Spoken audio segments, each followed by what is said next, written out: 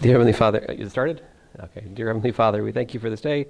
Again, Lord, I thank you for these students. I just pray to be with us today. Help us again to glorify you, Lord, in what we do. In your name I pray, Lord Jesus. Amen. I do that partly out of habit and partly to annoy a certain segment of people who watch this online and complain about me praying. It's given me I can't put up another video without praying at the start at this point. It's too much fun.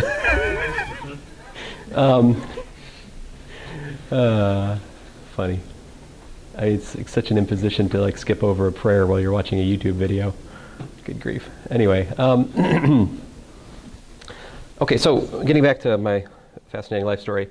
I spent 2 years in the electronics program, and I transferred to NC State, double major in math and physics. Then I went to grad school. I was kind of wanting to study string theory, or at least find out what it was. I spent 2 years. I figured out that I'm not a physicist, but I took a lot of interesting classes, and I learned at least more or less what string theory was 10 years ago. And the start of it. You don't really know something until you study it. You know, the people who study string theory do nothing but that. 24/7.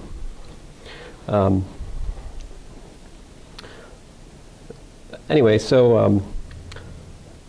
somewhere in that time, I met Ginny, who's my wife, and then I went back to NC State for a PhD in math. And so my PhD is more or less in mathematical physics.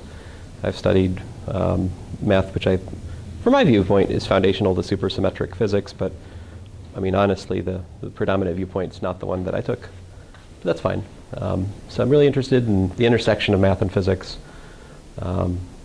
generally speaking. And I know a little bit of physics, but I wouldn't say I'm a physicist. But I wouldn't say most people who have PhDs in physics are physicists either. To really be a physicist is to have a deep intuitive understanding of physics. And there's really only a few people who really, really have that. I've met a few. Of course, probably they're all doctors, though. I think, yeah, they're probably all doctors, yeah. I don't really... Arguments by authority don't really mean anything to me. But, okay, getting back on track, that's my schedule.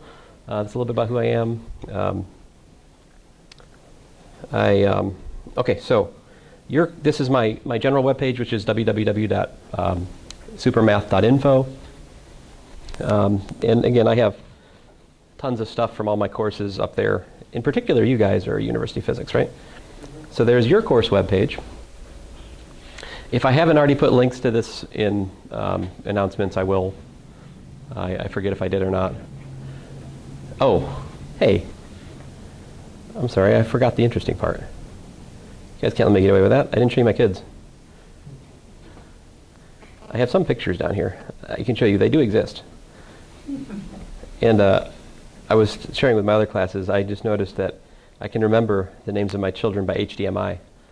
Hannah, Daniel, Matthew, Isaac. So that's not their chronological order. It wasn't on purpose. It happened. I am proud of it. This is Daniel. He's the oldest boy. He's 7. This is Isaac holding the green lightsaber. And this is Matthew from behind. He's 2. This is us outside Rainforest Cafe. As you can see, Isaac is looking at you. And then these guys are hopeful that they can get the water, but they can't. Haha. And there's Ginny with Matthew wearing his trademark Pikachu hat, which was beloved. Actually, many of the Disney employees are well aware of other universes of fictional children's characters, I found out. Anyway, Hannah is somewhere in here. Hannah, those are Liberty glasses. Oh, here's Matthew with his arm. He broke that like 10 days before we went to Disney over break. Not cool. Not cool. But fortunately, he didn't need any pins or anything. It's just a cast. He's healed now. I had to get it off pretty soon. There's an awesome dragon made of Legos out. Yeah, Lego Loch Ness outside the Disney store, at the Lego store at Disney Springs. Is so cool. So that was maybe my favorite thing from this trip is visiting the Lego store. It was really, it's amazing. But anyway, so we had a great time. And anyway, I'll ask what I asked the other class. Any questions about my kids? How old are they? And can you list the names in chronological order? You play dirty. No, Matthew's 2, Isaac is 4, Daniel's 7, and then Hannah is 9. Their birthdays are not important.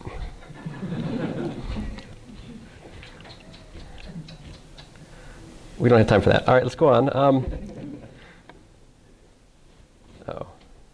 All right, getting back. So we're in university physics, obviously.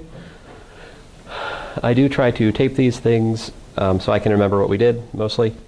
And I guess you can watch them later if you want to. If I said something bizarre and you want to digest it further, you can go back and go, what's he saying? And I try to, put them in order in this YouTube playlist. And let's see here. WebAssign is where you do your homework, all right? I do have videos from last time I taught the course. They're okay. Again, Bailu videography, questionable. I don't follow, I follow these lectures because I'm a creature of habit, but I don't always follow them directly. But if you look, these are like PDFs on the website. For example, this one more or less tells you what I'm going to get into today, and then some, like dimensions, a little bit about history, and then like the next one, these are just handwritten PDFs. There are errors in these, but they're not earth-shattering or anything. You'll know them when you see them. Usually I just make a dumb mistake at the end of a problem. I've done all this correct physical analysis, and then the last step, I'm like 3 + 4 is 9. That's my typical mistake. So we'll talk about vectors, dot products, and cross products today, all right? And just the notion of coordinate geometry. So this is the website. I got tons of stuff. Yep, yes, sir. Is there any particular reason lecture 12 doesn't exist? I can't count. No. Also lecture 20 and 23. And somehow there's no lecture 42. It's kind of disappointing. But yes, I have some old tests. Oh, the final exam solution. No, I won't click on that now. Let's see here. I've also noticed, I don't know if you've noticed or not, but there's this thing called the internet. And man, I think that the days of officially sanctioned university teaching are numbered. Honestly, to those who are truly curious, there's no need to go to college anymore. I don't think. The masters have told you what's what on the internet. All you had to do is go and watch. The great books are available. There's question and answer forums that you can go and ask. If you're really interested in being the best at something, I'm not even sure college is the right format anymore for you. I think something like an apprenticeship system would be more ideal to reach the optimal amount of knowledge in our human time frame. But that said, most of you are here, so thank you for paying for my job. But my point, before I got distracted with the ultimate downfall of residential college education, is that there's awesome videos about physics online. I particularly enjoyed this series of lectures by Shankar. Shankar has written an amazing complex variables text. My wife used it when she was at grad school in Duke for quantum mechanics. It's a good, nice book. And he's also given a series of lectures for undergraduates. It's actually from Yale, but it's not like, it's kind of, I think this course would be sort of like 201 here. It's the physics for everybody. Oh, it's the physics for like doctors and maybe engineers or something like that. It's not the physics for physics majors, so it still has kind of a general audience in mind. He also kind of does Calc 3 in the course. It's more or less, he'll get further than we get. He hit his last about 25% of the course is thermodynamics. We will not do that. So, but I do, I have this in mind as I kind of structure this semester. I'm going to try to learn some things from him and share them with you. When I say learn some things, I mean learn how to teach some things. Like I already know those things. But when I try to talk about them to you guys, it kind of doesn't go well. I also like his very lively sense of humor. You'll know it when you watch it. All right. Or don't watch it. You don't have to watch those. I'm just saying they're there. There's all kinds of stuff online, right? So any questions about WebAssign or, the course planner? I should talk about the course planner. The course planner is the most important document that I have made for this course. It has the day-by-day what we do. So like today, geometry, vectors, and their products. I love these things. Anyway, And then I recommend that you have homework done. Homework 1 done sometime soon. Homework 1 is about geometry vector and their products pretty much. All right, so after today you have a pretty good shot at doing that. Some of you probably already have a pretty good shot at doing homework 1. Next time I'll talk about calculus in 2 and 3 dimensions and so forth and so on. All right. So the homework is basically divided up chapter by chapter. It's through this WebAssign website, right? The problems in WebAssign are related to problems in your book, right? But they're not exactly the problems in your book. They've been randomized a little bit, things like that. Now, what I have done, in the interests of not granting extensions, because I think it's totally boring to do that. I mean, no, it's to give you extra time to work on your homework, because I value you having time management. You can make up whatever reason you like. Anyway, the point is, the homework is due at 3 times in the semester. Basically, it's due right before here and right before here, somewhere in here. I forget exactly. I said it in a previous announcement to you guys.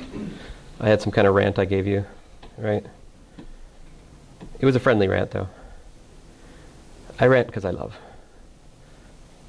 The point is, yes, the homework is due at 3 points in time, but on this course planner, I've kind of showed you where you should be in the doing of the homework, right? It's not due then, but you really should have done most of it by that date. If you haven't, you're behind. And if you try to go and do all the homework like the day or 2 before it's due, you're swamped. Yeah, you'll fail.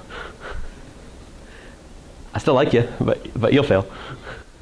Yeah, sorry. So don't do that. I will take attendance. Oh, I'm glad I was talking to myself like this. I usually forget to do this. So here is the attendance sheet. If you wouldn't mind, here, I'll put it on this clipboard. I mean, if you're here, sign it. Okay. If you're not, don't. That would be kind of difficult. Well, you never know.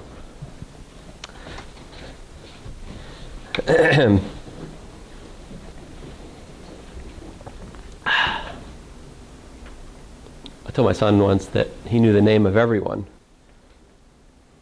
And I challenged him. I said, name one person you don't know. The name of.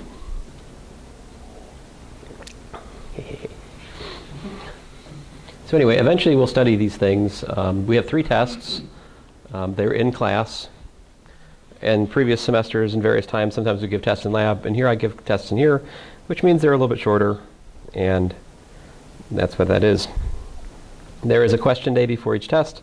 Question day is where you ask questions. I mean, you can also ask questions other days if we have time. We usually have time. Sometimes we have time to look at WebAssign or questions like WebAssign. Sometimes we don't. It just depends.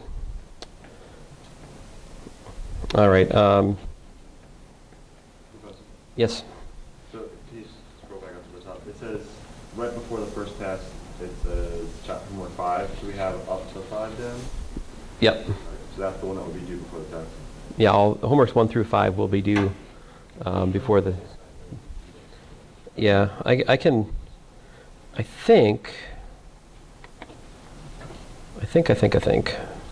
Is it hot in here? I think it's hot in here. Always. Let's see here. All right. Come on. I'm sorry about the registration for this course. It's been really bizarre. I asked that the registration be open so you guys could just register person by person like a month ago, and it just never quite happened.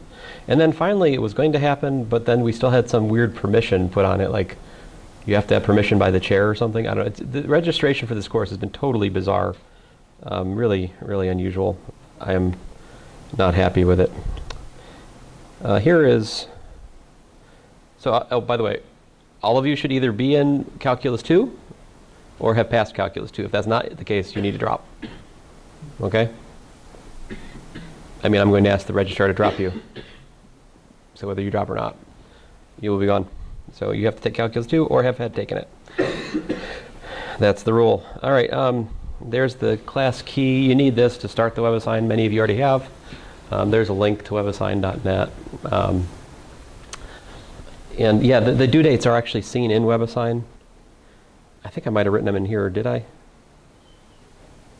Do the due dates correlate with what your planner is, or do they correlate with the date of the due before the text? On the planner, there are recommended due dates.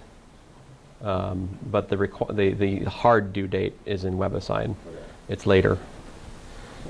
I will share with you a quote my brother gave his class once. My brother's a math professor, and he actually gives homework that's not collected. It's recommended homework, you know. Students are like, "You mean we don't have to do that homework?" He's like, "No, I recommend you do the homework. Like I recommend you pass the class." So I would say that the due dates there are, in a similar way, recommended. But I know you guys are I think engineers are passionate about their procrastination. You revel in it, from what I've observed. I mean, I don't know. There's a certain excitement about procrastination here, I would say. It's palpable. I was going to get something here. What was I looking for? Oh.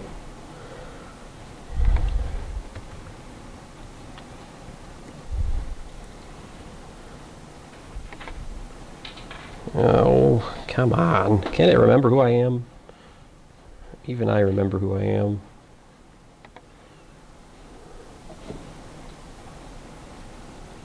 All right. You guys are section 2. So there you go.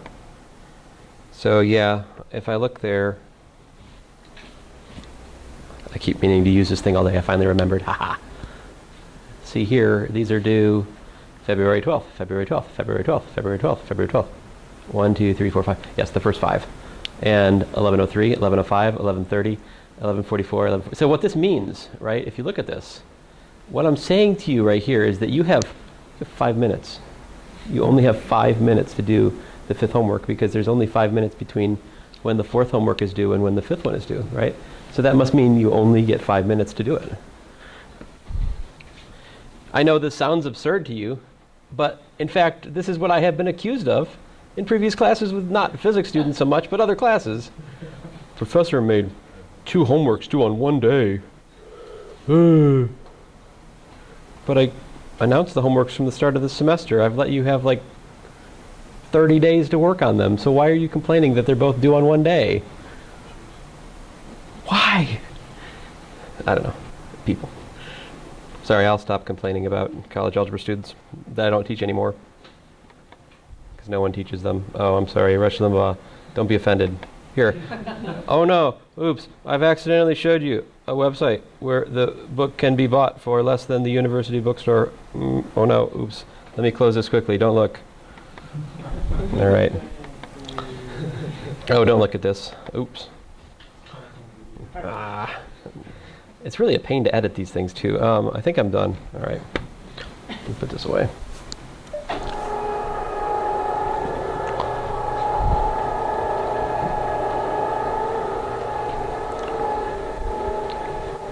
All right, so show of hands, who in here has already finished Calc 2? Right, show of hands, who in here is taking Calc 2?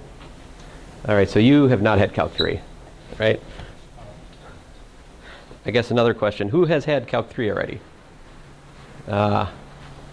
Lucky. So you'll be bored for a little bit here. So what I have to talk to you today a lot about is vectors, points,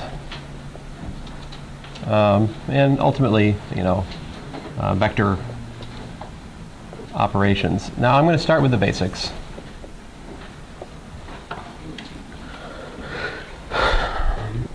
So the first thing I would talk about, I suppose, would just be the xy plane.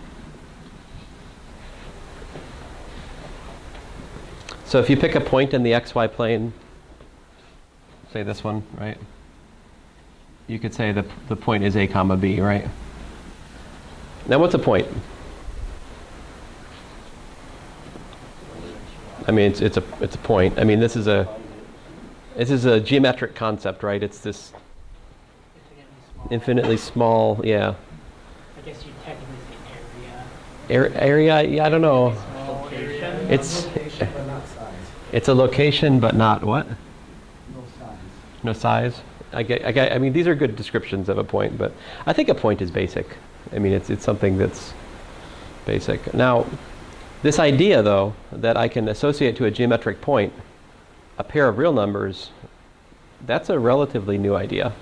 I mean, Descartes, this is his contribution, is that instead of thinking about points geometrically or like abstractly in the sense of Euclid, we talked about points and lines without numbers, right? You can ascribe to each point a pair of coordinates, the x and y coordinates, right? So geometrically what's going on here is, of course, this distance, right, is A, and this distance over here is B, right? Assuming we're in the first quadrant. How do the quadrants numbered? Just to remind you. 1, 2, 3, 4, yes. Very good. 1, 2, third quadrant, fourth quadrant. All right, great. Now, points are great, but what's more interesting, or I don't know if it's more interesting or not, but it's interesting, is the concept of a vector. Now, a vector, if you take 2 points, let's say another point over here, like this, C comma D, well, that is annoying. I mean, it sounds like, I don't know, that is really loud to me. Is that loud to you guys? Yeah. Good grief. Maybe it's cold air. Maybe it's what? Cold air. Yes, I have hope that it's cold air, right? I'm sorry. I will keep I'm going to keep emitting my hot air, but I had a chemistry professor whose introduction was like, so I'm going to stand up here, and you're going to sit there, and you're going to take notes, and I'm just going to blow hot gas at you for an hour, and then every once in a while have a test. It's just like, who is this guy? I went to check why my answers were wrong. He was genuinely annoyed that I wanted to know which ones I got wrong. I think he thought I was trying to get points back. I was just genuinely curious which problems I got wrong. You know, I wanted to fix my misunderstanding of chemistry. But that guy was a riot. I took it at Appalachian State University, and not exactly the most conservative place.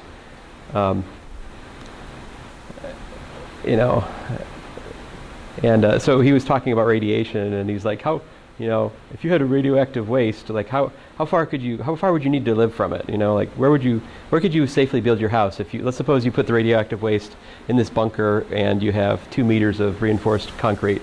It's like, how far away would your house have to be?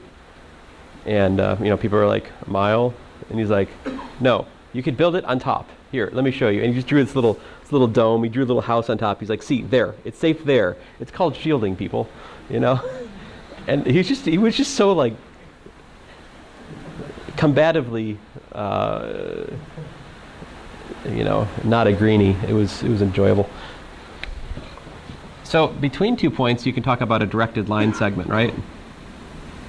Something like this would be a vector V. A V is a vector. It's a directed line segment. I can give you a formula for it. It's really the endpoint CD minus the initial point AB. All right? And so when I'm talking about vectors, I use these angle brackets. So like C minus A, comma, D minus B, all right? That's really just a point of emphasis.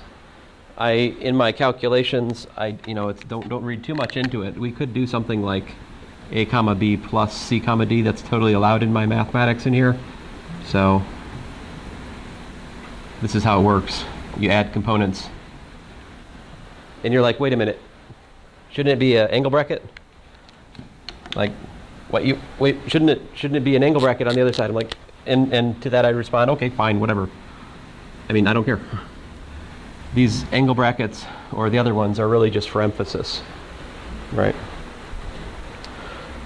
But the idea of the angle bracket is it's a directed line segment. This is a vector, a length and a direction. Now, of course, to the point AB, we can also associate a vector, right? what vector is directly associated with AB? I need another color.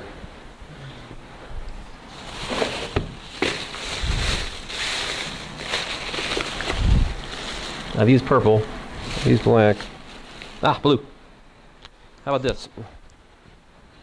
This guy, this vector from the origin is what's called, that's the vector AB. So there's a natural, there's a natural correspondence to each point P. There corresponds a vector based at the origin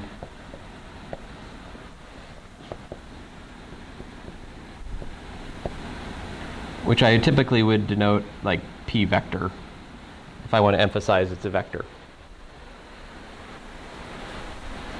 Right?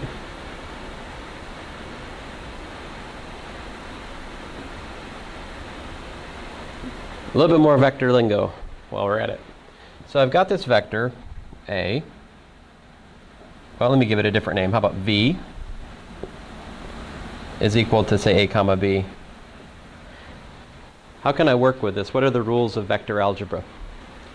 Well, I can do this. Let me be a little bit more organized here. Sorry, for some reason I'm having trouble hearing myself think in here. I don't know why. So this is a definition.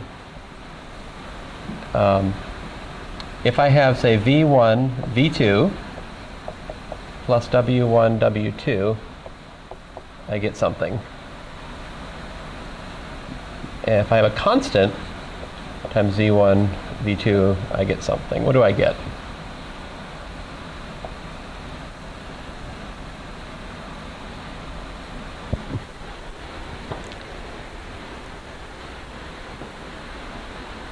So I add component-wise, right? So the first component here is V1 plus V2, plus W1. And the second one is V2 plus W2. I'm an idiot. V2 plus W2.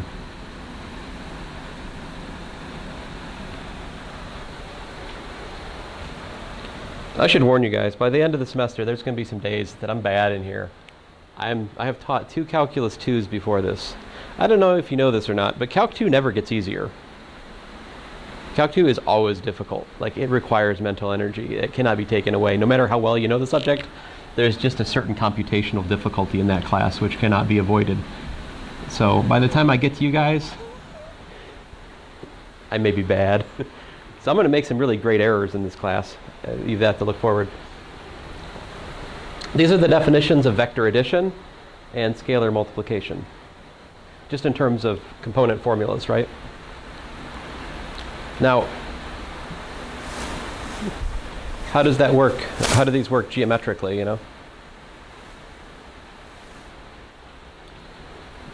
So, let's see here. What if I draw it? So this would be like V1. Excuse me, this would be, I need to give these things names. I guess this is V, right? And let the other one be W.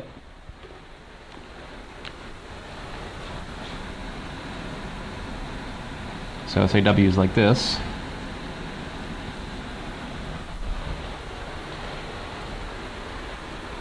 So the resultant vector is V plus W, right? Where is that?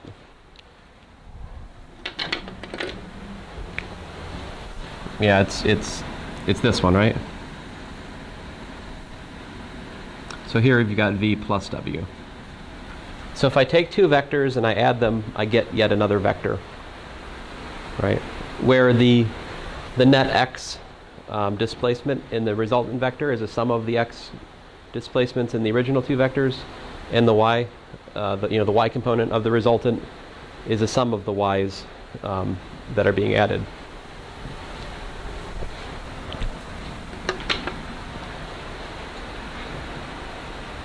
Really? I'm sorry. That's going to be a problem for me.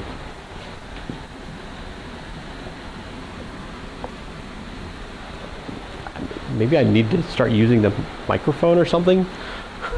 I don't know if I can talk loud enough over that. I'm fine? Okay. So here, what if we have v? And suppose I look at the scalar multiple. What if I look at like 3 times v? What's that do?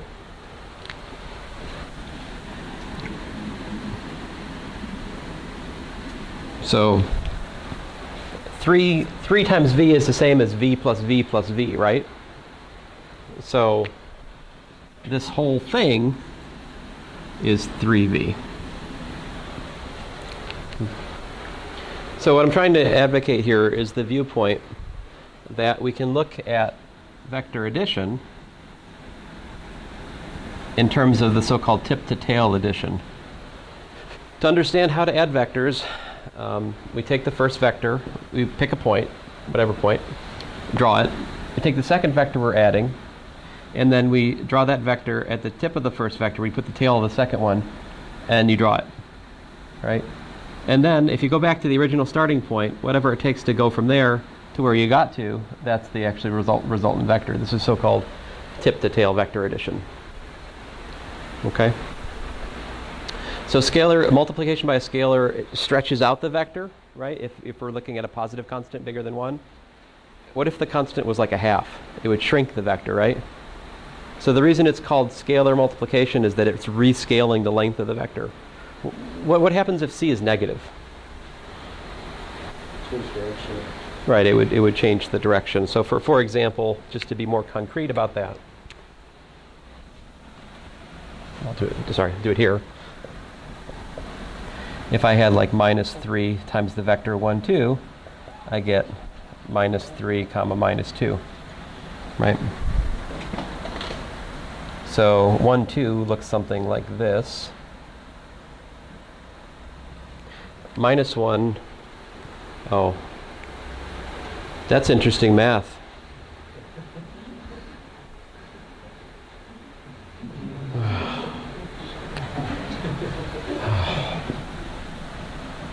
Six. All right. So that one is like down here. Right. Okay. Another basic thing we must be aware of is, how to take the vector and break it into components. So that's, here's v, v1, v2.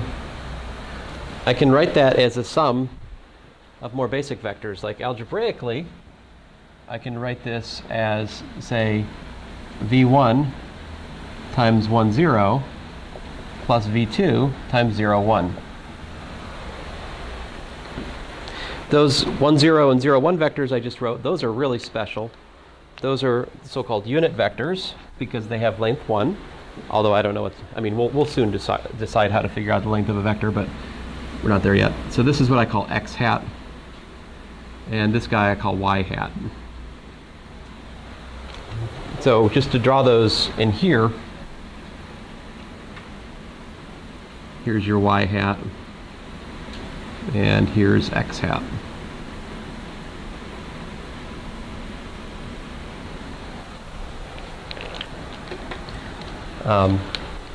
So this piece down here, like this, the green one, would be v1 times x hat.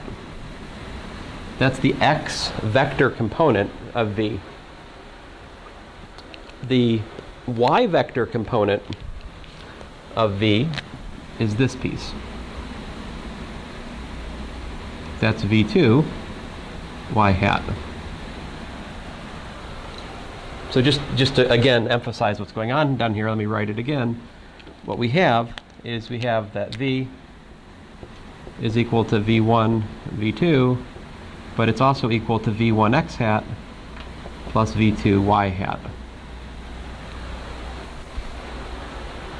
There's a big difference between v1 and v2 and v1 x hat and v2 x hat. v1 and v2 are numbers. These are the so-called scalar components of the vector. All right? Later they'll take on units, meters, newtons, kilogram meters per second, other things, when that vector represents some physical quantity. The x hat, these are dimensionless. They have no dimensions. They just they're just a they're a vector with length 1 that point in the x direction and y direction. So v1 x hat is a vector. v1 itself is a number, right? Vectors and numbers are different. We must be careful to distinguish these things. I think that's about all I have to say about vectors and their x and y components. So I'll move on to the next thing. Yep. In that first example, the vector doesn't Right. I think, as I'll explain shortly, I think I could write this. Now, this will be a little bit mysterious until I completely unravel the notation, but I would say that this would be wy hat. Now, the question is, what do I mean by w without a vector on it? That's the next thing to talk about. But yeah, that's pretty much vertical. It would just have a y hat component. The x vector component of that would be 0. Up to the precision of my drawing, of course. But you guys, of course, are welcome to ask questions as you think of them. If I can hear you over the fan. Okay, so next thing. So wait a minute. You're telling me a vector is a pair of an ordered pair of numbers, right? But you guys maybe remember it's a directed line segment also, right? But what else is it? Sometimes we like to say this slogan. It's a magnitude and a direction, right? And so in 2 dimensions, to tell you which direction you're going, all you got to do is give an angle, right? The so-called standard angle. So that's the other description we have of 2-dimensional vectors, so-called standard angle. See here, so we can also say that this is equal to, well, I'm not sure. I think I'm going to go back over here for now. So let's just talk a little bit about magnitude and standard angle.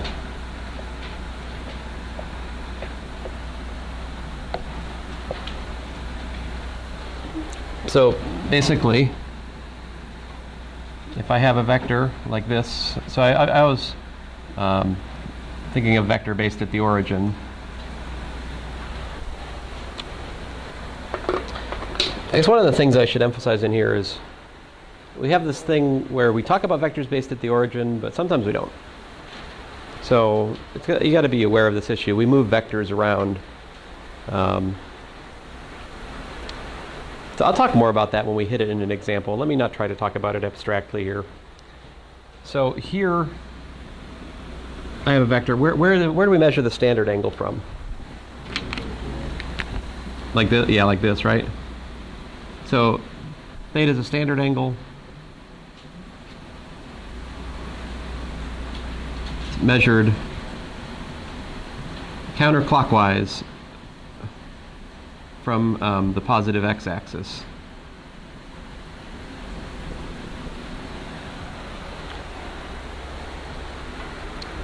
So it's pretty easy to see what happens in the first quadrant, right? So if I say v without the vector, all right, now there's going to be a distinction here. So v without the vector is, I might use this other notation, the length of v is equal to v without the vector. So if we take the vector sign off of it, it's going to be the magnitude of the vector. So the letter without the vector over it, that denotes a number. A positive scalar, which tells you the length of the vector. All right? So geometrically, that would be the length of the hypotenuse of the triangle I'm about to write.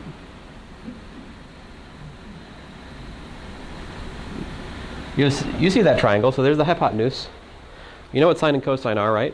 So like downstairs, we've got what? We've got v cosine theta. Over here, we've got v sine theta by trigonometry, right? And so if v is equal to v1, v2, in other words, this is v1, this is v2, you see what we have? We have v cosine theta, v sine theta.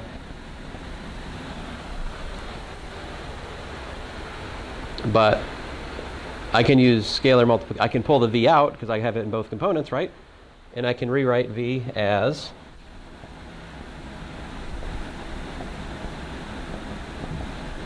like this.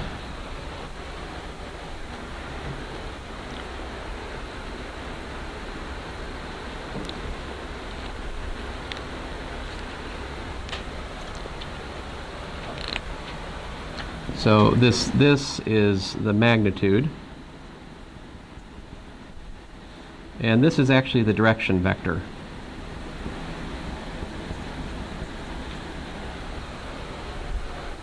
Now if you think about it, if you want to describe a vector in 2 dimensions, it suffices to give its length and a standard angle. That completely fixes where it's going, where it's pointing, right? Assuming it's based at the origin, right? Again, we allow ourselves some freedom to move around the base point. So if we want to talk about vectors attached to 2 different points simultaneously, we have to add some extra language, use words to describe that.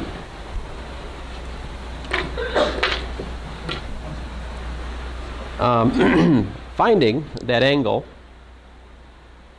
requires you to understand trigonometry, right?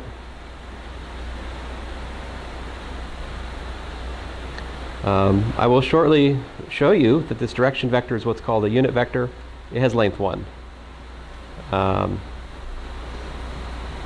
In fact, soon we'll see that this is actually what's called v hat.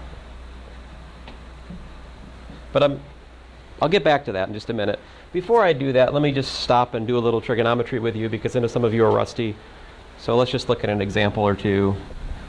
Let's find magnitude and standard angle for a couple vectors. Let's say this one, 1, 3. This one, minus 2, 2, minus 2, minus 2. Say this is A. Here's B. Third example.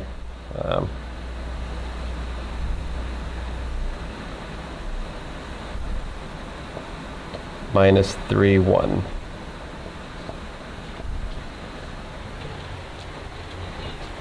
All right. So how do you, what is the length of a vector? Did I define that yet? I guess I didn't. Right. So I guess I wrote notation, right? And I've been, but the length of the vector v should be the square root of what? v1 squared plus v2 squared, right?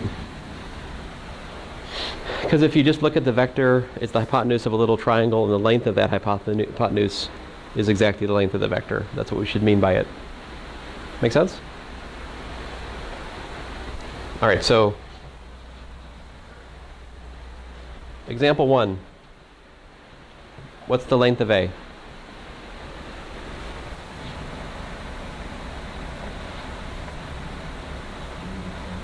Right, square root of 10. Square root of 10. And how do you find the angle there?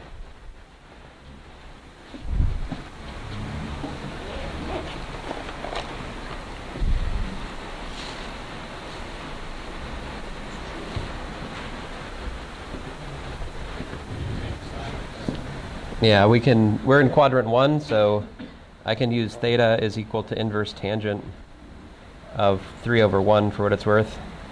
So inverse tangent of 3.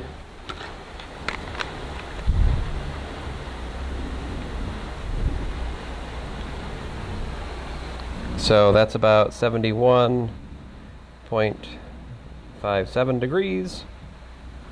And there you have it, magnitude and direction. How about B?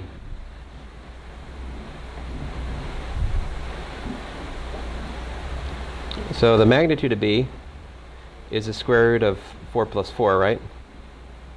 Square root of 8. Now, honestly, square root of 8 isn't going to do it in here. We want decimals. This isn't a pure math class. We like decimal numbers for answers in here. Don't tell the other math professors.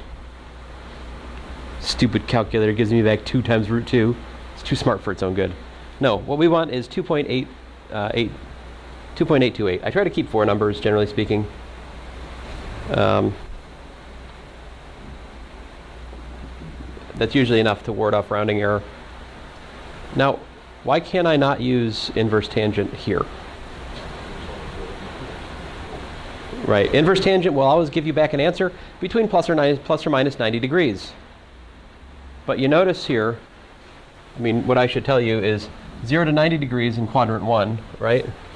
0 to 90 degrees in quadrant 1, 90 to 180 in quadrant 2, 90 to 270 in quadrant 3, and, 270 to 360, right? Or you could say 0 to minus 90, right? Anyway, inverse tangent won't do it for you. But this is clearly 45 degrees, right? Because this has equal x and y components, right? So you can just eyeball it. That's 45 degrees. And then this is 180. So theta here is 225 degrees. How about this one? Magnitude of c, square root of 10 again. We don't like that. Square root of 10 is, stupid calculator. I put in square root of 10. It gives me back square root of 10. Good job. All right. 3.162. There you go. That's the magnitude of c. Again, inverse tangent isn't going to do it because this has got an angle between 90 and 180. What happens if I calculate inverse tangent of 3? What's that mean? Inverse tangent of y over x here. Inverse tangent of my oh man, did I do y over x on the other one? I did. Okay. Phew. I was worried for a second there. 1 over minus 3 is what?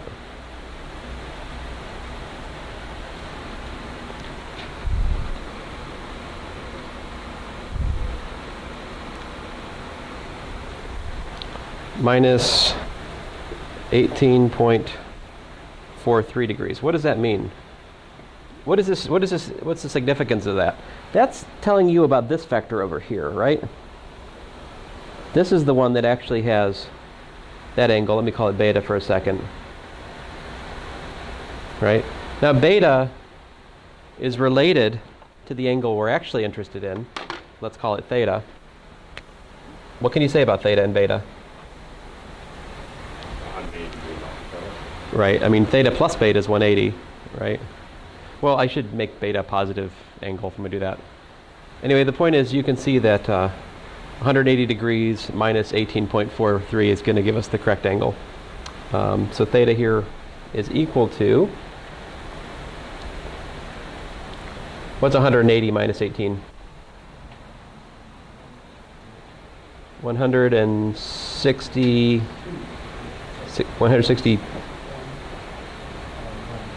161.57?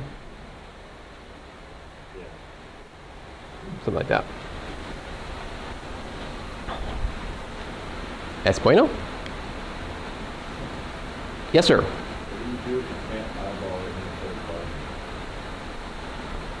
You have to think through it.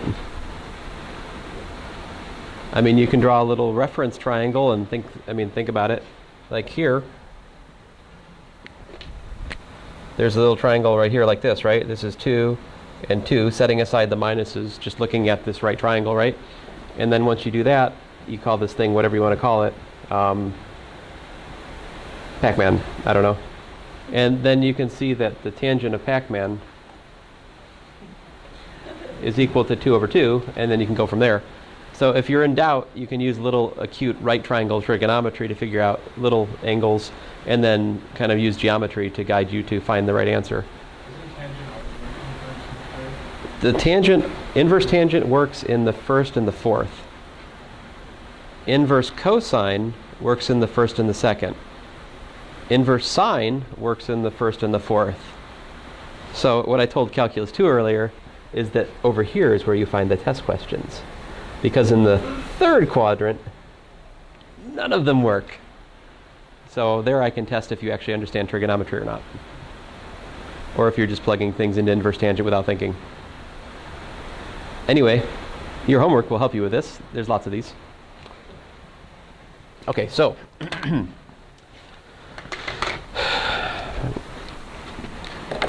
of course, this course is not just about 2 dimensions, right?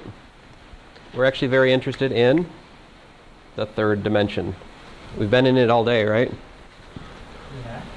Yeah. Yeah.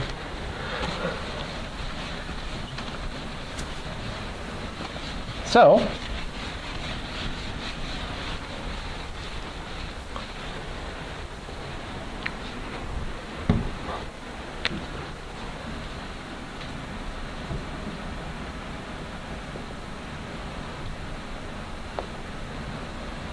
here's my usual picture, something like this.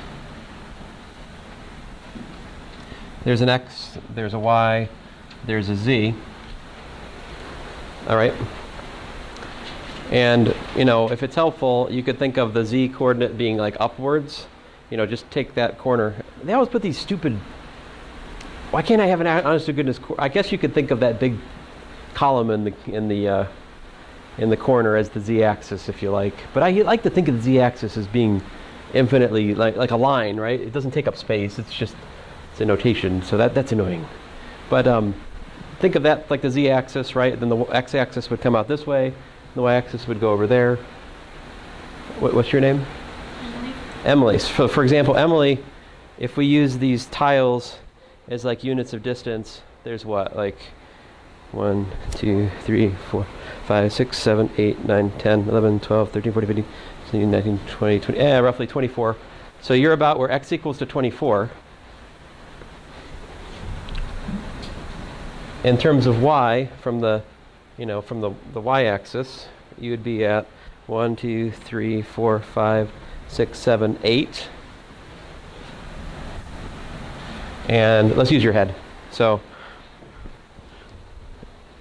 I think, I don't know, I can't take these tiles up, it's hard to judge, but I think in the sitting position, I judge you to be 4 tiles high. No? 5? How many feet high? About 4. 4? Okay. So, 4. So in other words, and I can't draw this worth anything. Sorry to call you out. But you're in a convenient position for this example. So, like, I don't know where to draw it. Here, it's just, I hate, whatever. It never looks right. But this point would be 24, 8, and 4, and that point in ordered triple of numbers represents Emily's head in mathematical space, right? And I'm making a philosophical claim that there's some one-to-one correspondence between actual physical space and 3-dimensional Euclidean space. That's a pretty useful construct as long as we don't get too carried away with it, all right? But there it is. And then you can ask a question, which is like, how far is it from your head, Emily's head, to the corner in terms of tiles? We could calculate that. In other words, what's the distance out to here? Now, this picture's awful. Let me dispense. I'm sorry, Emily. I'm going to have to forget about you now. We can figure it out. Let me just tell you. The answer would be the square root of, what do we have? 24 plus 8 squared plus 4 squared. That would actually be how far it is from that corner. But let me try to explain why that's true, but hopefully with a better picture. So take a vector like this, v. It's not a great picture. You can only do so much with, I'll try. I'm trying. So there's a shadow of this down onto the xy plane, right? And then you can take a parallel line from like this over to here. And like that. So let me draw it. I have this piece right here, which I would call v1 x hat. There's that piece of the vector. And then in the y direction, sorry, in the y direction we have v2 y hat. And then coming up out of the xy plane, we have the third thing, which is v3 z hat. And you see, if I'm doing tip-to-tail addition from the origin, this one plus that one gets me back v. And what are x hat, y hat, and z hat now?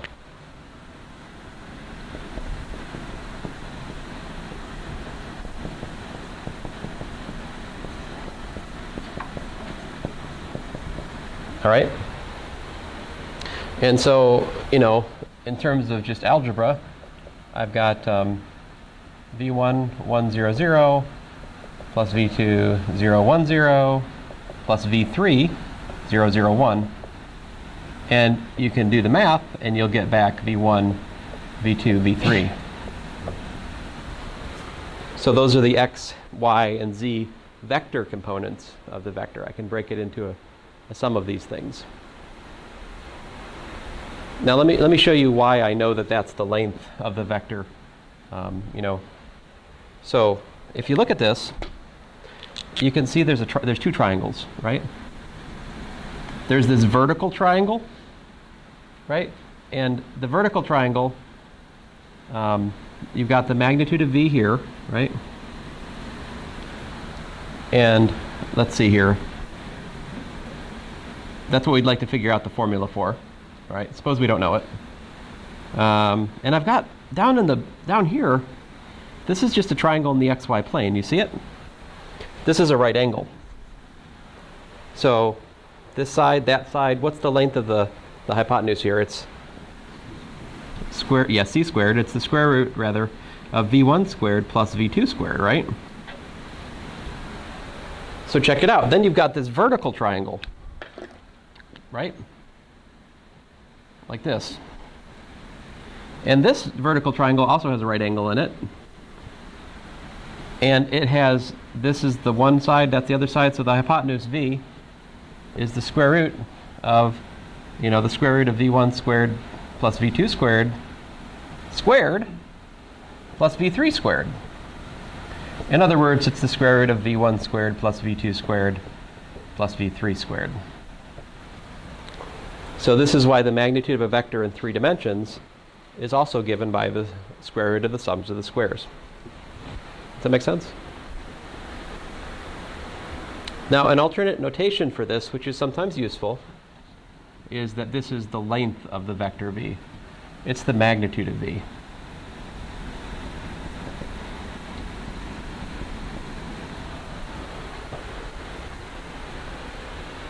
Did anybody happen to calculate that?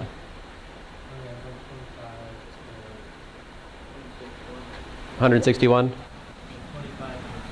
Oh, 25.61? Yeah, it's funny how the longest one will just totally like swamp the other things. It's interesting how that is. All right, so there are two, these are the basics, of course. I use this notation v hat over here. What does that mean?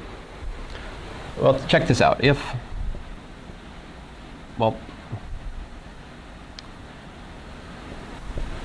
v is not equal to 0, then the magnitude is not equal to 0. And we define v hat to be 1 over v times v vector.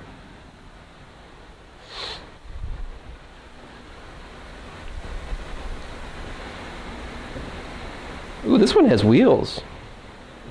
Fancy. They don't usually have nice wheels like that. Yeah. Can you sort of? No. Yeah. There you go. Sorry, I should have figured that out like an hour ago. Maybe I'll remember next time. If not, you remind me. I would not be offended if I forgot and you remind me. This is the unit vector. So, like for example, if I have vector v equals to 1, 2, 2, I have what? Magnitude v square root of 1 plus 4 plus 4 square root of 9. Hey, isn't that convenient? 3. And the unit vector is equal to 1/3 times 1, 2, 2.